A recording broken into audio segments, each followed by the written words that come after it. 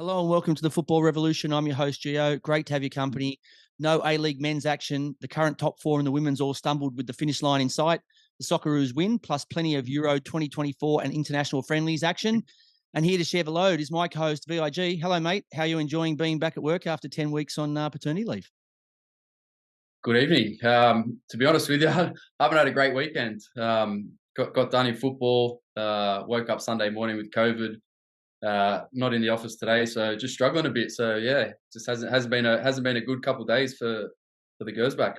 Mate, bad luck comes in threes. So did you remember your passwords at least? When you got back in after 10 weeks, did you know what your passwords were? I did. I had to scratch around for them though.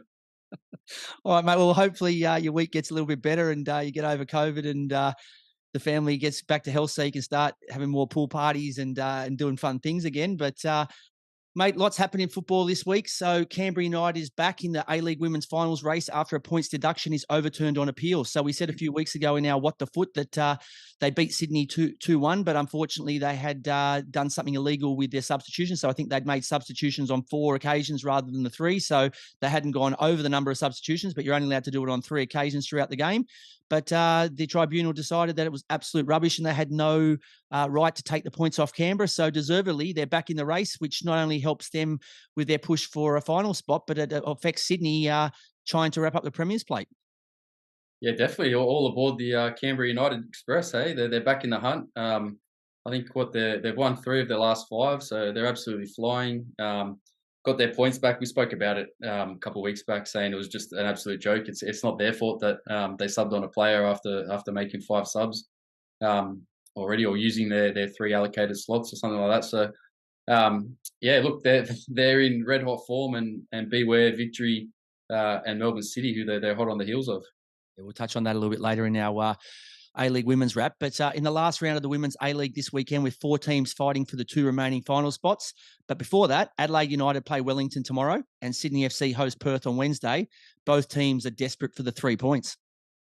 Yeah, big clashes. All teams looking for 3 points there to get back in the mix. It's going to be interesting, and obviously a few teams are missing international players as well. Yeah, look, that makes that a little bit harder, but no excuses, right? If you want to play finals football, you put yourself through the ringer and you cross every bridge that comes your way, and just no excuses. You just get the job done. The Socceroos defeated Ecuador 3-1 with goals from Irvine, Mabille, and Qual. Aidan O'Neill was rewarded with a starting spot. Alex Robertson, Barello, Qual, and Tilio get game time as impactors. Game 2 is tomorrow in Melbourne, with Arnold expected to make changes, including a forced one via Harry Suter, who is out injured. Yeah, look, impressive performance, to be honest. I thought they played really well. They harassed Ecuador. I don't know if Ecuador just out here for a holiday, but some of their players were smoking cigars, and a couple of our goals were questionable. But how good's football without VAR? The ball goes in the back of the net, the ref blows the whistle, and it's a goal, and you move on and you keep playing. So yeah, look, the crowd for me was probably the disappointing factor from the match. 20,000.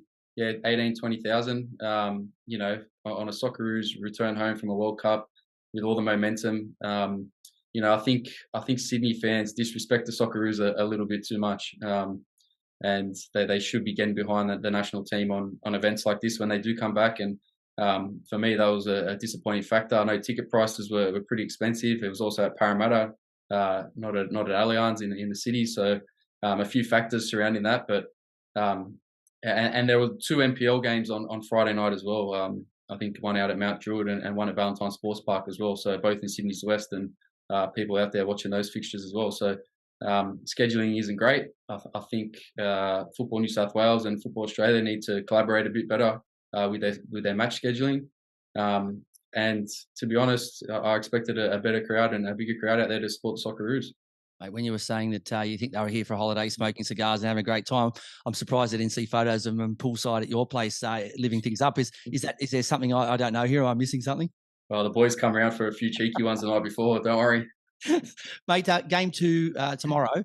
So, would you expect a bigger crowd considering it's in Melbourne, who do get behind the Socceroos more, as well as the performance they put in game 1? Yeah, I think so, and I think the Melbourne crowd will probably be out to prove a point, having the A-League Grand Final taken away from them potentially this season. Melbourne City could potentially be finish first and earn the right to host that final, like what they've done in previous years. So yeah, I think the Melbourne crowd will rally behind the Socceroos. It is at Marvel Stadium and not at Amy Park, so I don't think they'll quite get a sellout, but I'm hoping for a bigger crowd and better turnout. Get your superhero gear on and head out to Marvel Stadium. So tell us a player or two that you're hoping that he brings in tomorrow. So I know everyone, the whole of the nation's hoping that Irakunda gets a bit of game time, but it's exciting to hear that even though Souta's out, but it looks like that Riley McGree will come in after his amazing form that he's been in at Middlesbrough at the moment. Is there anyone else that you're hoping that gets a bit of game time? Yeah, look, I think Jordan Boss probably deserves some game time at left back. He's been picked in the squad. He's come in, didn't play up in Sydney, so he's back in his hometown in Melbourne. Aziz has played full 90, so I'm hoping he potentially gets the start and can go out there and prove himself on the international stage. Mate, what did you think of, just before we move on, what did you think of Alex Robertson getting in there and showing that he's not out of his depth? And like I said, he's mixed with the big boys in City, so playing against Ecuador is not much of a stretch for him. And all of a sudden he gets in a bit of a scuffle, and in comes the big man, Harry Souter, and holds his bloke at arm's length and says, look, you've got to get past me before you get to the debutant. Yeah, look, it's good to show passion on the football pitch, and he's got to be careful he doesn't cross the line. But when you do get a little bit fired up like that, he thought he probably had a penalty. I know Arnie was on the sideline screaming for a penalty, and then so were the bench. So he's reacted. I think he got a little scruff on the hair and got up and got in the Ecuador player's face, and in comes big Harry Souter to protect his little brother. So good to see the boys getting around him, and there's no better way to win the crowd of Australian football fans than getting a bit of a scuffle and show your pride. I think Ecuador are a bit excited that they see the back of Souter for game 2. But speaking of the national team, Graham Arnold wants more A-League games to produce better players. Agree or not agree? Yeah, 100%. Look at the Championship, League One, League Two in England. They play 45, 46 games a season. So plus cup games and League Cup games. So some teams are playing above 50 to 60 games a season, and our A-League boys are playing in a shorter season. What are they playing? About 30 games a year. So I think there needs to be more football, whether that means, with the expansion, if that's the plan, hopefully we get to 16 teams, we play a home and away.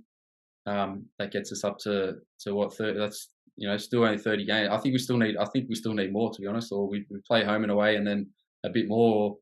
We see leagues in Denmark and Greece and those, a bit lesser leagues in Europe. They split off into a Champions League round and a relegation round. So maybe we need to bring the second division in, get promotion, relegation, and away we go. But it's easy said and done. But we spoke about last week at length with these two expansion teams. We can't foresee relegation happening anytime soon in the next couple of years, especially.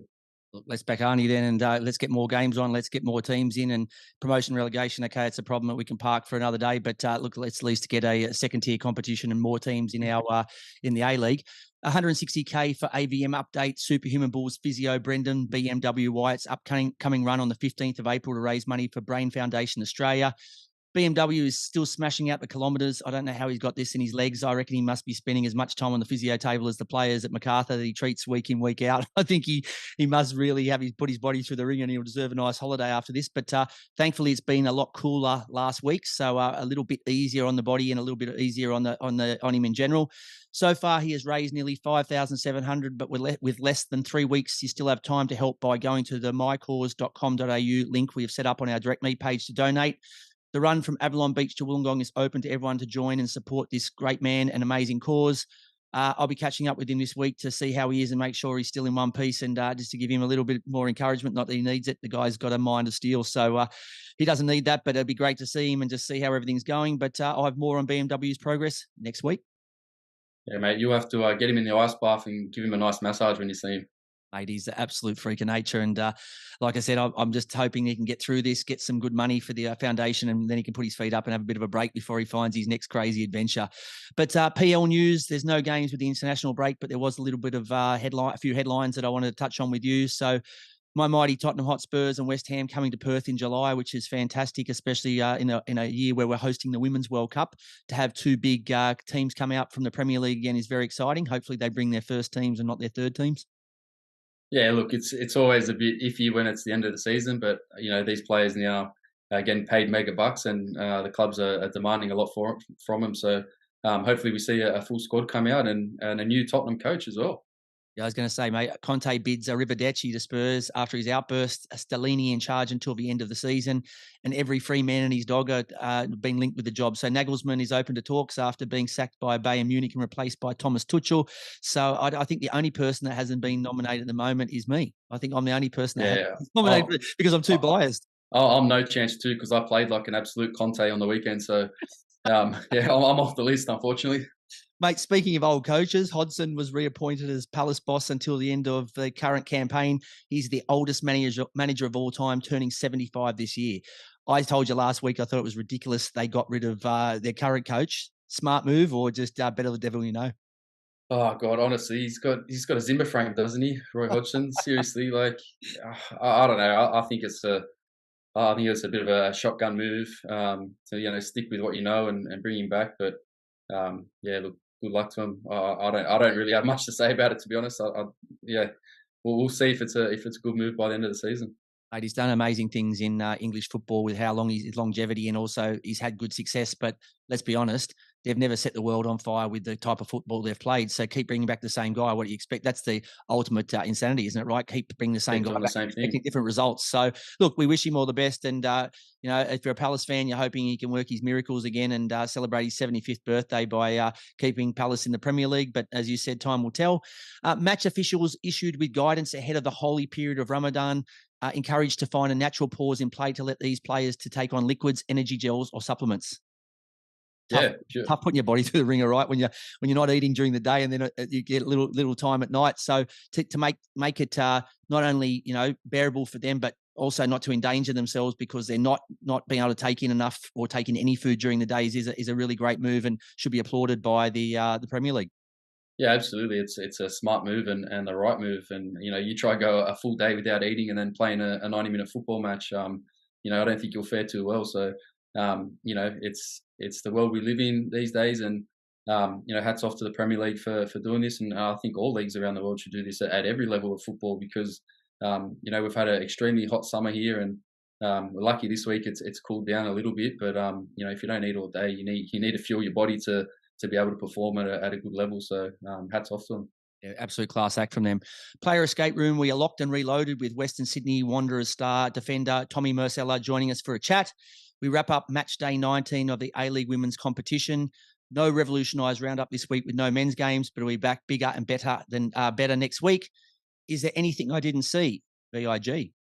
Yeah, I don't know if you saw this, but the MLS continue to play this week, and Jordan Morris of Seattle scored 4 goals in a 4-1 win, and the assists all came from the one player as well, Leo Chu. So a little bit of a combo up front for them, and the boys had a day out against Sporting Kansas City. So yeah, ready to go. Surely they didn't pay for any dinner or drinks that night. Those two players. Oh, 100%. Surely the boys took him out, shouted him everything and anything, pretty much. Mate, Charlie Austin would have been sitting there watching, going, and where are those guys when I need them? I score 4 and get a point. These guys score 4 and get a 4-1 win. So that would have been something else for him to whinge about. But yeah, fantastic effort there from both those players. A-League women's wrap, Newcastle Jets 3-2 home win, fighting back after trailing 2-1 in their first victory in 5 matches. And in the process, they condemned the Wellington Phoenix to the wooden spoon in their first season. They are much improved, but not improved enough to be able to avoid the last place position. Milivojevic with a clinical double as Canberra United stun Western United 3-0 in Melbourne. The win leaving them with the chance of playing finals football and hurting their opponents' hopes of beating Sydney in the Premier's Plate race. The defending Premiers Sydney FC turn up the heat on league leaders Western United with a comfortable 3-0 win over Adelaide at Cogra. The 3 points leave destiny in the Sky Blues' hands. Simple equation, 2 wins in their remaining fixtures this week, and they're back-to-back premiers. The Brisbane Roar on the road frustrates Melbourne Victory with a goal for both teams in the first half, but none in the second, leaving the full-time score locked at 1-1. It was a positive point for the Roar, but could have fatal consequences for Victory, who are in a battle with 3 other teams for the remaining 2 spots to be decided this week. And Perth Glory's gutsy 4-3 win at Macedonia Park extends Melbourne City's poor end-of-season form with only 1 win in 6 matches. The win gave the Glory a mathematical chance of sneaking into the top 4, possibly at the expense of Melbourne City. Yeah, some big movements. Obviously, Canberra, the big winners of the weekend, 3-0 win over Western United, who are at the top of the league. They've got momentum now. They've got their points back after the decision was overturned. So they've got momentum now. They're a steam train. They're heading towards the finals, and they got pressure on Victory and City, who are slipped up. Victory with a 1-1 draw, and City with another loss to Perth Glory. So, like you said, Sydney was still with a chance to go premiers again. And, to jump Western United, but yeah, it's all about Canberra United at the moment, and let's see if they can make it all the way to the finals. So the quick look at the table. So Western United on 36, Sydney FC on 34, but with 2 games to play. Melbourne City on 29, Melbourne Victory on 28. And then sitting just outside is Canberra United on 28, as well as Perth Glory on 25 with 2 games. So let me ask you, VIG, so who do you tip to be the premiers? So Western United obviously are on 36, Sydney FC are in second after their slip up, after losing those 3 points that they had been given. So they're now sitting 2 points behind Western United. Do you see Sydney winning both games and Western United winning their game and so Sydney win? Or do you see Sydney slipping up here and Western United getting the victory they need to take home their first ever Premier's plate? Yeah, look, I think Sydney have Perth Glory and then Newcastle Jets. Yeah, look, I can see them winning both those games and go on top of the league. And I think Western United are just starting to feel it at the back end of the season now, and they're hitting a few stumbling blocks. So I wouldn't be surprised if Sydney win their 2 games, go top of the league, and Western finish second. And I wouldn't be surprised if Canberra sneak in above Victory or Melbourne City.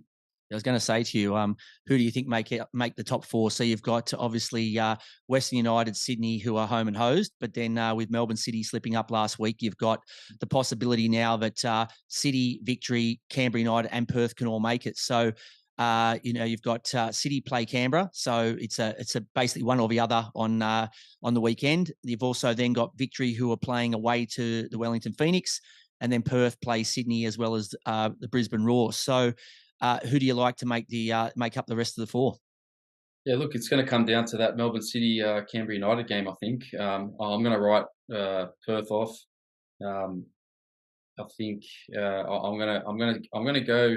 I think Canberra United got momentum. I think they might pit Victory. They'll beat Melbourne City, sorry, and jump into the 4. Okay.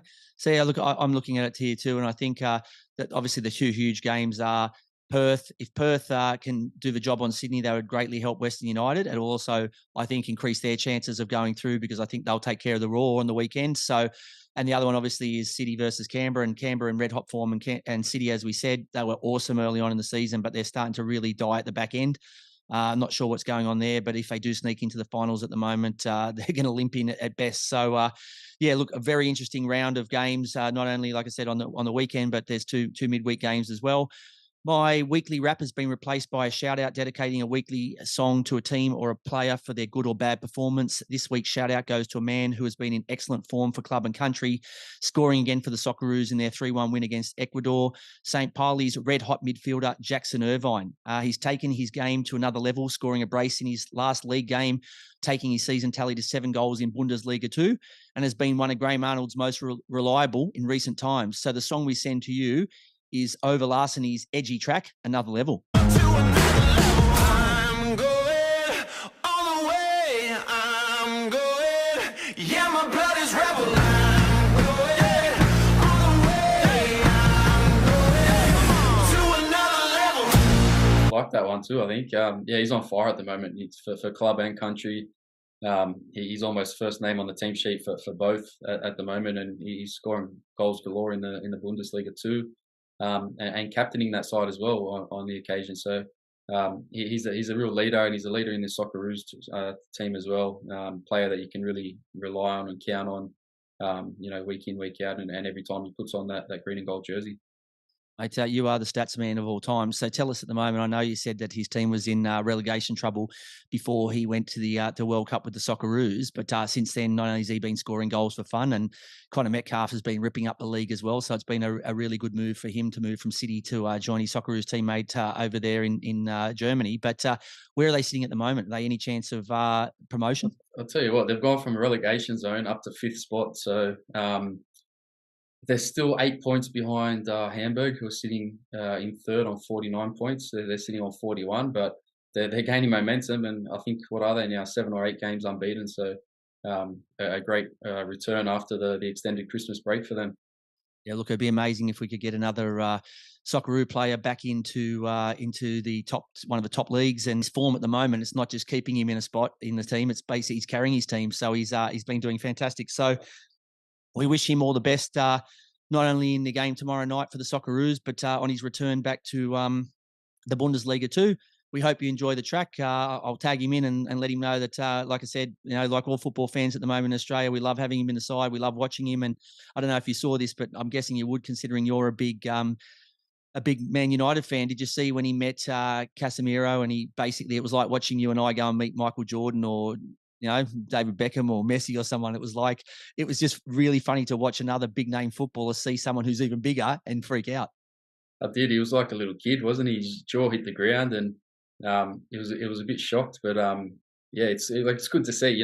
He's playing at a decent level in Germany, but Casemiro is playing for arguably the biggest club in the world, and he's been to World Cups numerous times. Won Champions League, won La Liga, now winning trophies in England. So goes to show that even players that are playing at a lesser level than others have fans. All right, that's the end of that. So we wish him all the best, Jackson Irvine. But A-League men's table, I know there's been no movement this week, but just quick updates for the listeners. So Melbourne City still on 41, top of the Pops, played one less game. Adelaide United, who are in fantastic form, in second on 37. 3 points, 1 win back. In third is the Wanderers. They clash this weekend, which we'll talk a little bit about in our clinical finish. So that's a huge game this weekend, second versus third. Back in fourth, we've got Central Coast Mariners in 31, who need to find their mojo again.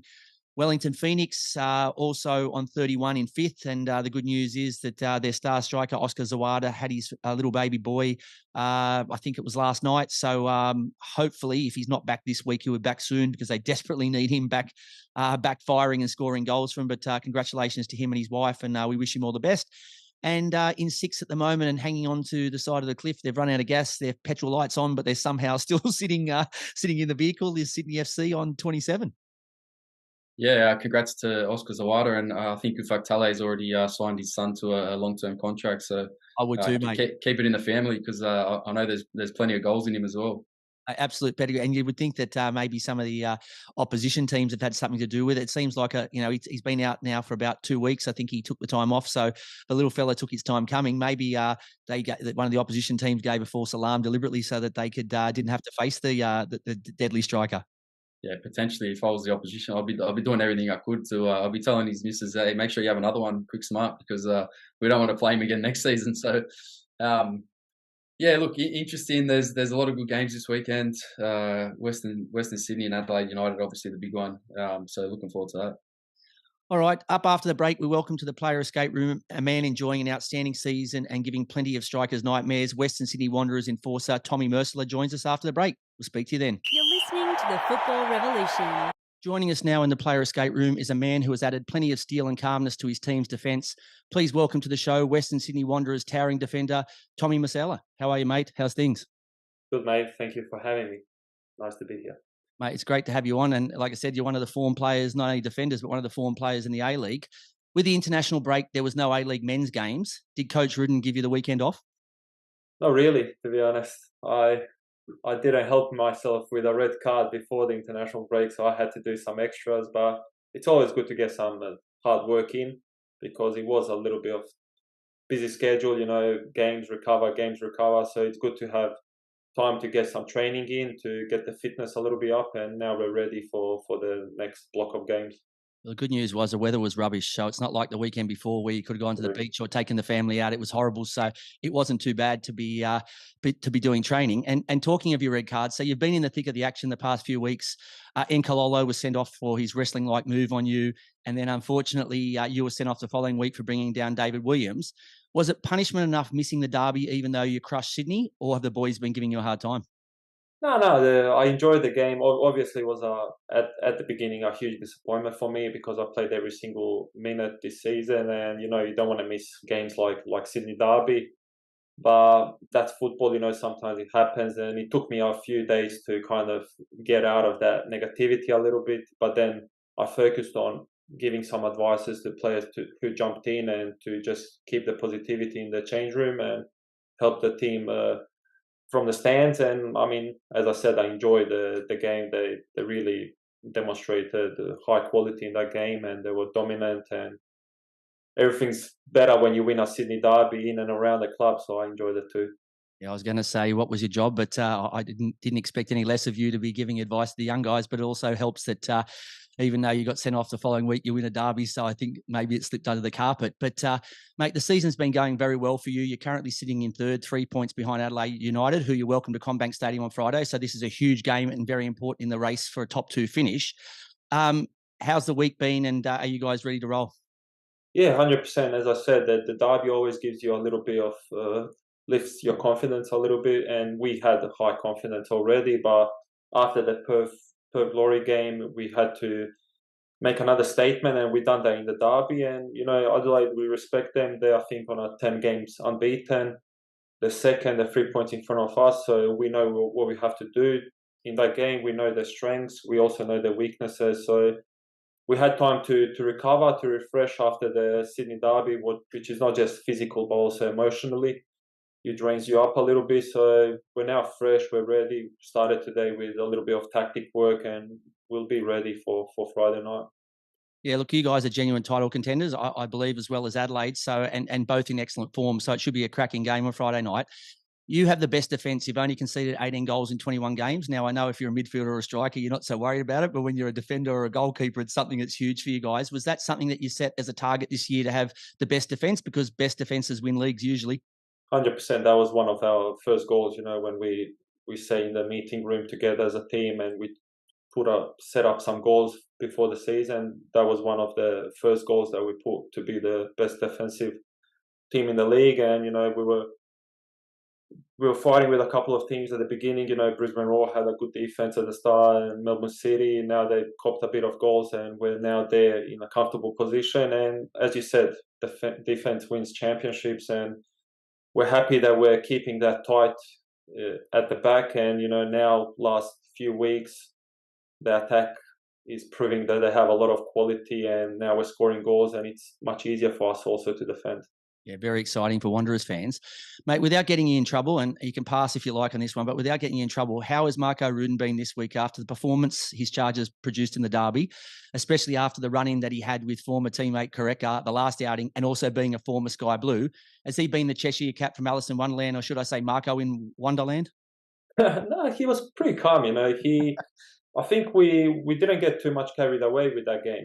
We knew, like I felt after the second derby, that we lost 1-0 with one man down. We were dominant in that game also, and we really gave them a hard time. And they were sitting back with one man more. They were sitting back in the defense and just waiting for the final whistle. So I felt that we're much better team than them.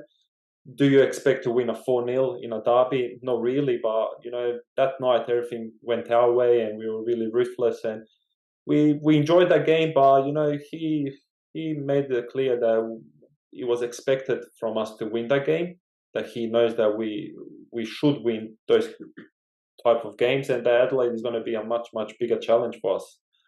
So we're ready for that. Mate, it's been a very busy few years for you in your career, playing in Croatia, South Korea, Perth, India, and now in Sydney. What convinced you to come back to the A-League? Surely something like this, derbies, because in Perth you didn't have these derbies, but here this derby is fantastic. And if we could get every game to be of this standard, everyone would be coming to the league. Yeah, true. I was a little bit after going out of Perth Glory. I was probably 7-8 months or even more without the club, so I had to go to India to accept the offer there and to get myself going again. And India wasn't really a amazing experience with COVID, and the club wasn't on high standards. So once I got a call from the boss to help him last year to try to get the team into the top 6, I straight away said yes, I want to come and get myself back to to elite level. For me, A-League is a high quality league where you have to be fully professional if you want to survive. So they gave me a chance to come back, and I decided to really go all in this year with the pre-season, with the off-season, and I'm enjoying it. And as you said, derbies like this, I like the passion in the club. The fans are a bit different than the rest of the league. I feel the more a little bit like back in Croatia, back home, where I'm used to watching, Hajduk Split and their fans. Yep. A little bit crazy but positive, so I like that. I like that passion, and I like the expectations and the pressure that comes with that. So it's really enjoyable to be part of the Wanderers. I think everyone's a little bit crazy, and it's great to have support like that, because it basically gets you across the line when you are struggling. Mate, a lot has happened since we last had you on the show in 2019, but nothing more important than being the birth of your son, Lionel. How's life now with a 2-year-old, and will he follow in his father's footsteps? Does he have your height?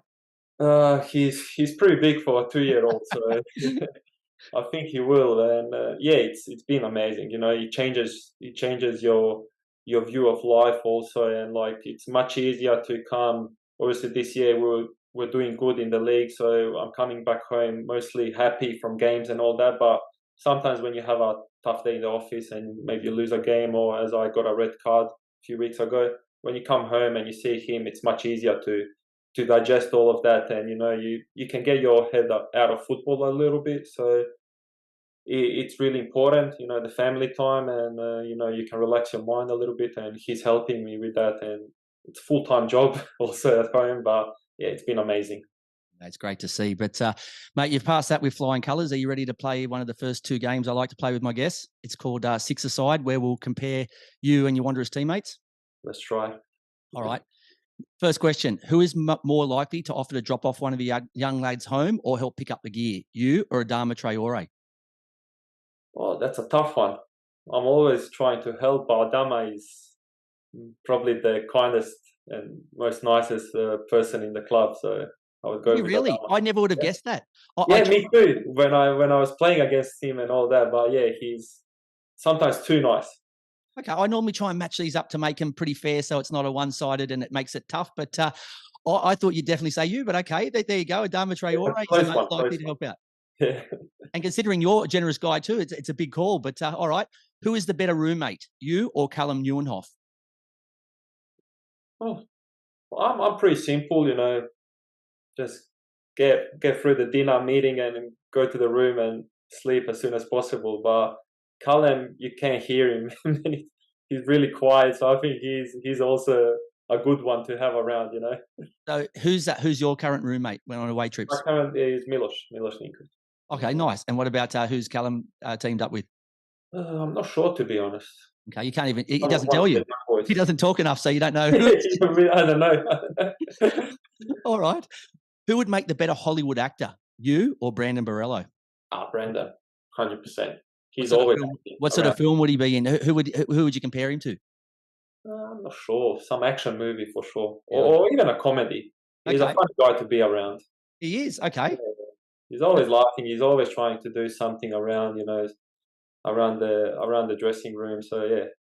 Mate, that's why we have this show, because of the fact that when you watch him, especially in the last few derbies, he looks like the crankiest man on the planet, right? He looks like he's angry and upset, but you're telling me now he's a lot of fun and joy. So that's why we try and show this different side of the football, is because, I know different, but a lot of the listeners out there don't know. You'd look at him at the derby and you'd think, oh, I don't want to hang out with that guy. No, he's a funny guy, really positive.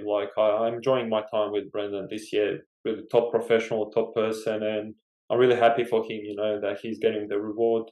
Not just in the team, but with the Socceroos also. Oh, he's been sensational since he came back from Germany, and he'd have to go close to being the player of the season, but time will only tell with that. Who takes longer in the shower, you or your centre back pairing, Captain Mrcela? Me. I like a long shower, and Mrcela is always in a rush to go play golf. So is he really? Is he a good golfer? Nothing after shower that we have to be around the club. He's already on the golf course, and pretty good, I've heard. Okay, no worries. Who has the better sense of humour, you or goalkeeper Lawrence Thomas? Oh, Loza is one of the funniest guys in the locker room, and you wouldn't tell that he's 29, 30. He's like a child sometimes. That's good, mate. You're used to that with your son. So that's another kid to be able to entertain in the change rooms. Yeah, 100%. And who is more likely to pick up the bill? So if you go out on a team, I know, breakfast or lunch or something, and someone had to pick up the whole bill for everyone, you or Ollie Bozanic? That's a trouble question. If I say me, it's gonna look bad, but nah. No, it won't look bad at all, mate. If it's you, just say you. I don't know. I think I will take it. Yeah, 100%. But I don't think Ollie wouldn't also. Okay, well, you both would. Tell me this then. Who would run away then? Is there somebody there that when the bill comes, he's goes and takes a phone call, or he's going to move his car or something? Is there someone Probably all the young boys. If we're on a team dinner, all the young boys will do it. All right, they'll all run from you. That's understandable. All right, mate, and a bonus one. Tell us one thing you know you are much better at than a teammate. So, you know, you came there last year and straight away you made a huge difference in what was happening, but you would have obviously been looking around as well to see, you know, who's who in the zoo. Is there one thing that you knew as soon as you walked in that you're better at than a teammate? Punctual or more dedicated or harder working or? Look, I think for myself that I'm really a hard worker and dedicated, and I love football. I love watch on TV, and I think you can improve a lot through watching it also on TV. But I don't know, saying like when you see the boss and he's really, you know, high demanding and sometimes ruthless, and you know he can criticize you a lot. I think I'm pretty good with dealing with that, and I don't take it too much, you know, personally. Which some players can sometimes feel like they are criticized, you know, not like on purpose, or they're getting picked up always. So I think I'm pretty good in that, you know, just putting the emotions on side and having a clean mind, you know. Nice, mate. That's also good to have that skill when you have an argument with the wife. It's a little bit harder, but yeah, no, it's a little bit harder, but it's a very good skill to have. But that's fantastic. All right, mate. Moving on to the second game that I like to play my guests, which is called 1-2. I'll give you a few topics, and you just tell me your thoughts on it. You ready to go? Yep. Milos Ninkovic, your roommate. Magic. He's a legend, isn't he? Absolute legend. The touch of that he has, I didn't see, not in A-League, but in my career, yeah. He's one of the best I trained with. I just, you know, if I was a Sydney fan, I would have been crying the second that I saw him walk out the door and go to the biggest rivals. I would have been crying, but he's proven again that the assist that he put in against Sydney just goes to show he's still got it right, and he's an unbelievable player. Amazing. He's really important for us, you know. Even though he's 38, he still makes a difference on the pitch. Just by him being on the pitch, you know, changes the view of the other team. You know, they focus on him a lot, and he's so smart in finding those little pockets, you know, of space between the lines, and yeah, opens up the game for us. Mate, you must be liked at the club, because for them to give you Milos as your roommate, they must be a big fan of you. Yeah. To be honest, we click straight away. You know, we live in the same neighborhood and we go together on training, from the same area, same mentality. So it was a good match. Well, it's a good move. You're sitting currently in third, almost in second spot, and Sydney's struggling to get into the sixth. So it was a good move for him and Callum this year. But your cooking skills? Terrible. You know, good. Yeah, my wife really wants me to try and improve there, but I'm a little bit lazy when it comes for cooking, and I can do simple things like eggs and pasta and stuff like that, but I don't think I can go on to cook some dinner and impress my wife. I don't think I'm on that level yet. Mate, even more important though, if she went out for the night with the girlfriends or visit family or something, who's going to cook for Lionel? What's going on there? He's going to get a bit skinnier. He's going to be like his dad, skinny. Yeah, okay. So what would happen then? Are we getting takeout, or how are we countering that? Knowing my wife, she would probably, you know, prepare a lot of food and freeze it for us, just to, you know, quickly put it on you know, boil it or something. But yeah, takeaway. We'll improvise a little bit. Maybe he will cook for me. Hey, I was going to say, I'm glad she's got a backup plan, because yeah, he needs it. He needs it. Marco Rudin, the gaffer. Personality, big personality. I think like demands a lot, and you know, gives a lot and expects a lot. I think I would describe him like that. You know, he really gives his everything for the club, for the players, but he also expects us to give back to the club also, and to him, you know, to be dedicated. What's it like, Tommy, having a coach who is not only obviously passionate and very into the players and the club, but that was a centre back himself? I always see that as a blessing, to have somebody. And he played on a good level, on a high level, and he was a champion in Australia, captain, leader. I had previously Popovic also in Perth Glory as a centre back, Hayden Fox as his assistant. Now I have here, the boss and coaching staff. I have Adam Griffiths. So it's good to know. And plus Mrcela with a huge career behind him. I see that as a blessing for myself, and I think I improved a lot with them, with the boss and with Marcelo. Just those small details that can make a difference, and I think I improved there this year. And for me, it's a blessing every day and I try to get as much as I can from them.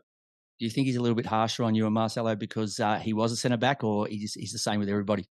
Oh, he really he is harsh on us, on me especially. He always wants perfection, and for me that's perfect. I try to put my expectations even higher for myself than he does, because that's the only way I'm going to match his expectations.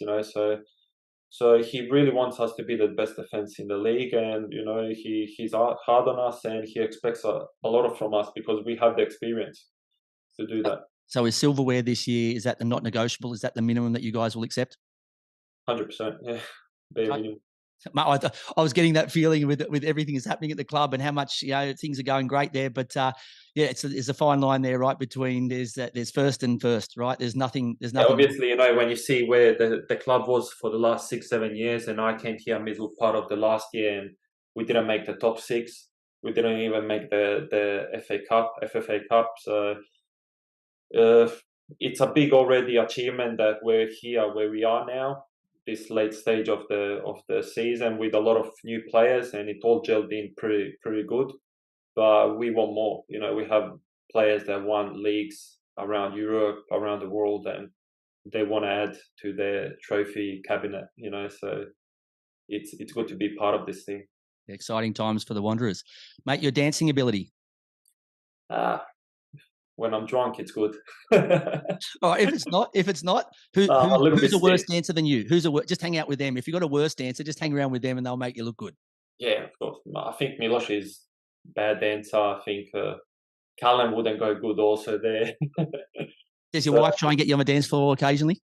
Yeah, she wants always, let's go somewhere, if we have a free weekend, she wants to go somewhere where we can dance, but I'm trying to avoid that. I say I have a little bit knee problem or ankle stiffness, sore hamstring or something. I always find something. Mate, I reckon in the off season you're going to get home and find out you've been booked into cooking classes and dance lessons. But good luck with that one. I'm expecting that. All right. Celebrity crush. It can be a footballer. It can be an actress, actor. Celebrity crush. To be honest, not really. I can't say. I was always focused on football, so I had my idols. As a footballer in Croatia, I always loved how Josh Šimunić played, and I'm trying to have that style of game, that calmness, composure in difficult moments. So he was somebody I was really looking up closely, and I had the privilege to play 2-3 games against him when he was in Dinamo Zagreb, that was his, I think, last year of professional football. So yeah, he's one of the guys that I really looked up to from in Europe, in world football. I loved how Piqué played in those best years of Barcelona, and I enjoyed his game. So yeah, but not really I never really had some celebrity crushes or something like that. No, I never expect. You're too tough for that. I never expected a celebrity crush or any posters on your wall. Remembering special occasions, i.e. birthdays or anniversaries. Are you good? Pretty bad, to be honest. Yeah, it's not good to say, but pretty bad. I always have to. My brother's good at reminding me for my mum's birthday or dad's or something. He sends me a message and says, "Mum's birthday today," and I'm just like, "Thank you, cheers, mate." I have a cousin that I'm really close with, and I think last 5-6 years I forgot his birthday, and his birthday goes.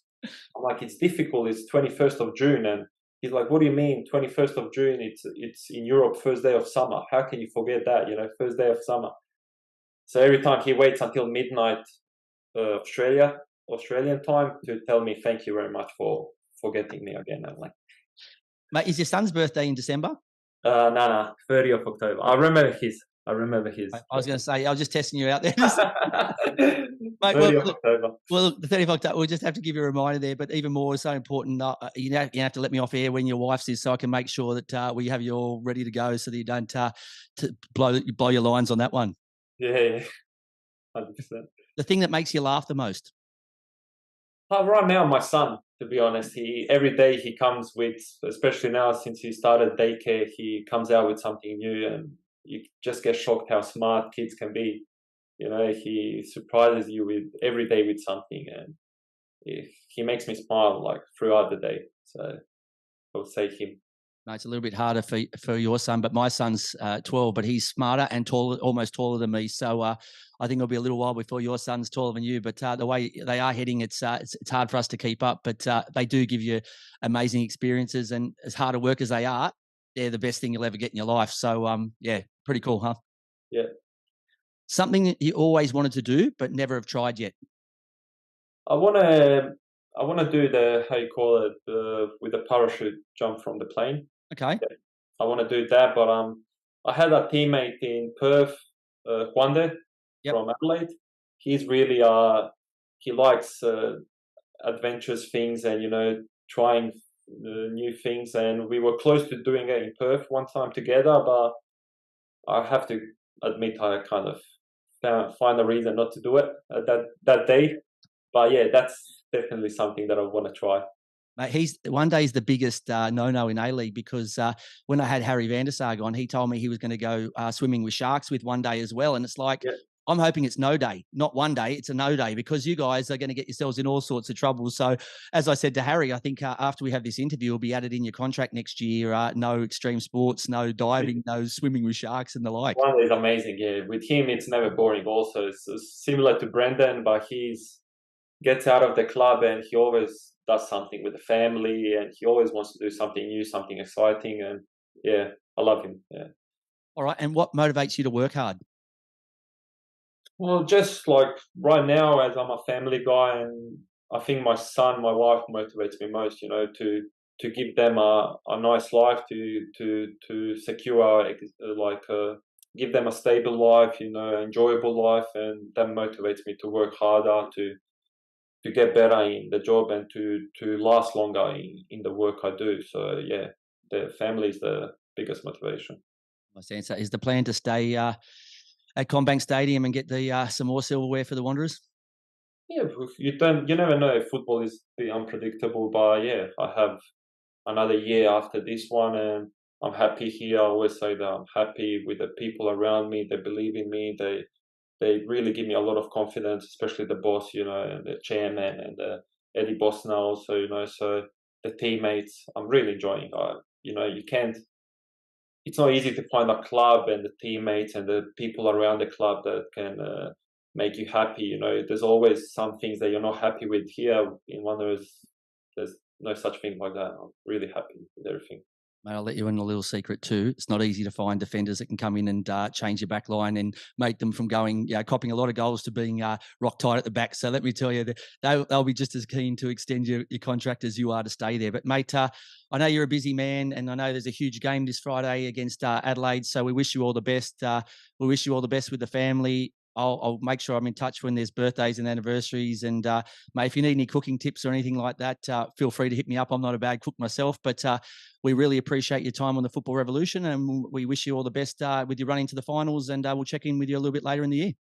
Thank you very much. Thank you for having me. I really enjoyed it. Cheers, mate. You're listening to the Football Revolution. Welcome back to the show. It was great chatting with Tomi, a wonderful role model who is having an outstanding season, and we wish him all the best for the remainder of the season. So now it's our clinical finish, our final segment of the show. So the first up, as usual, is our WTF, a What the Foot. Take your pick, VIG, from the shock Euro 2024 results. So you got three choices here, or maybe you want to throw one of your own in. So Sweden at home being thumped 3-0 by Belgium. France wiping the floor 4-0 against the embarrassing Netherlands at the Stade de France. Or Football Minnows Kazakhstan, ranked 115, scoring 3 goals in the last 16 minutes to stun top 20 ranked team Denmark 3-2. Oh, it's tough. When you look at that, you probably think the Netherlands, but I think I'm going to go with Kazakhstan beating Denmark, scoring 3 goals in what would you say, 16 minutes? Yeah, I think it was a That, penalty, and then that Borat up top. yeah, I just can't believe it. And you know what?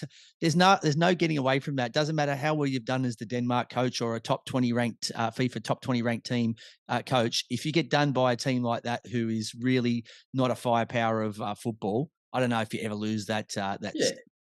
And it's all right if you get done by one goal. You know, it's a jammy goal, but they've got 3 goals in 16 minutes. So after leading 2-0. That's what the foot after leading 2-0. I don't know. Did the players, did they go home at half time or something? I don't know what's happened.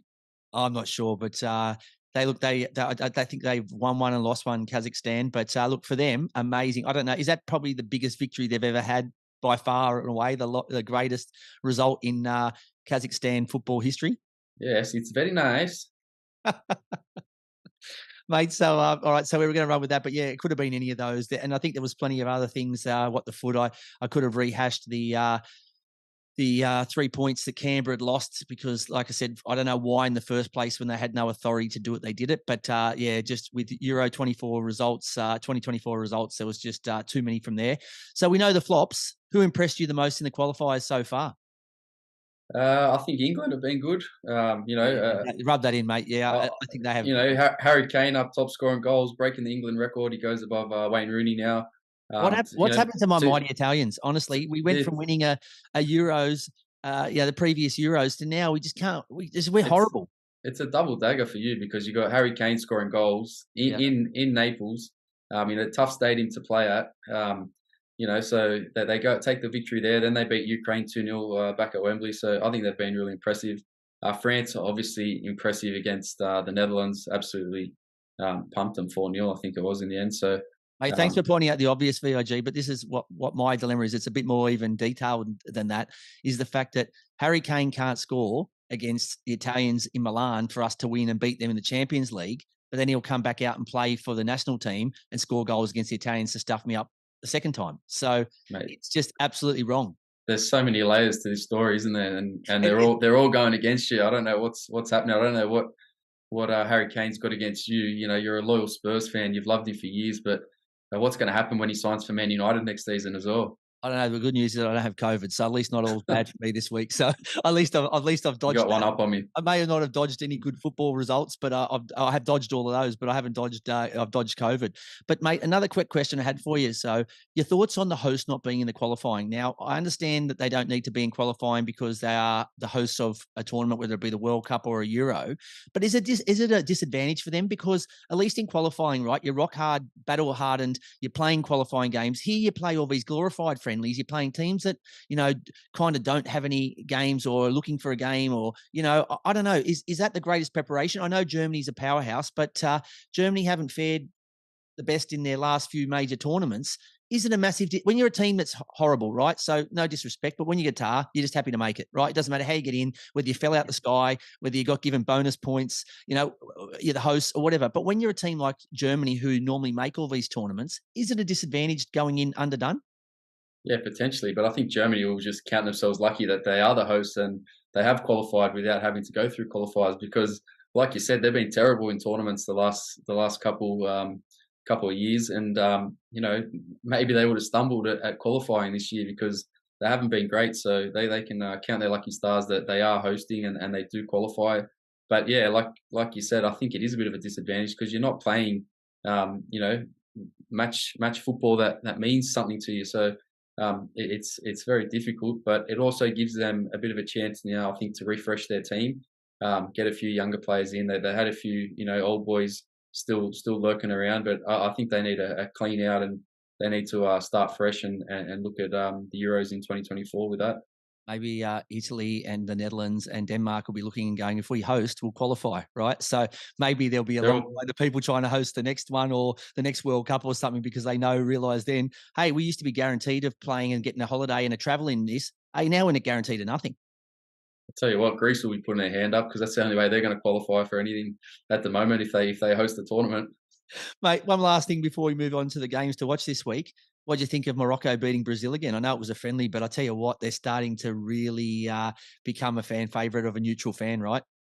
Yeah, I know it was a friendly, but they're a good football team, and you know you don't make a semi-final of a World Cup if you're a pushover. And they've got a coach who's got them well structured. They haven't conceded many goals. I think they didn't concede a goal until that semi-final against who was it, France, I think. So they're set up really well. They've got some really good talented players, and they're the word on the street in Africa at the moment.